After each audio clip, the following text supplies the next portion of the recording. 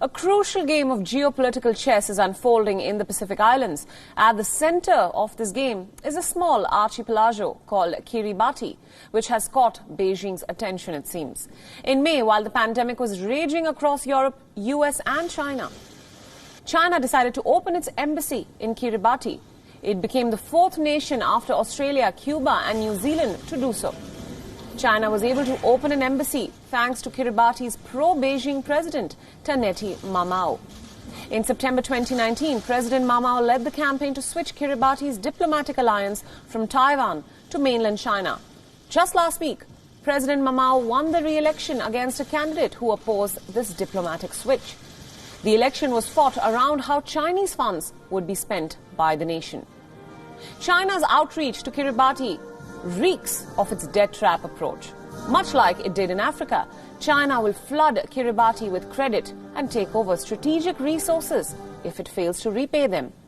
And Kiribati is a very important archipelago as it forms a linchpin for trade between Asia and America. With Kiribati in its corner, China can keep a close eye on the US command center in Hawaii as well. Experts suggest that a Chinese investment will win over the pro-Taiwan leaders and parties in Kiribati. What's playing out in Kiribati is not an isolated incident.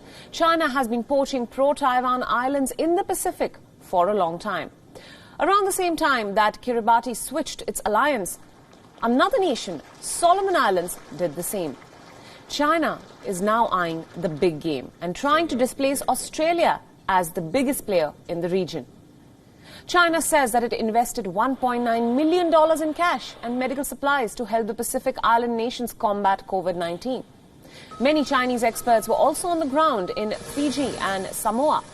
This help came in handy in May when 10 Pacific nations backed China's response to the pandemic and hailed its, and I quote, transparency. But displacing Australia remains a distant dream. Canberra says that it has invested $69 million compared to China's $1.9 million to combat COVID-19 in the region.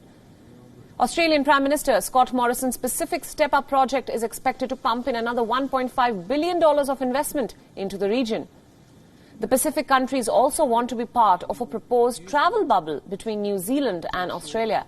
Travelers from New Zealand and Australia account for 51% of the total tourism inflow in the Pacific region. The resumption of tourism is a major demand of the Pacific nations at the moment.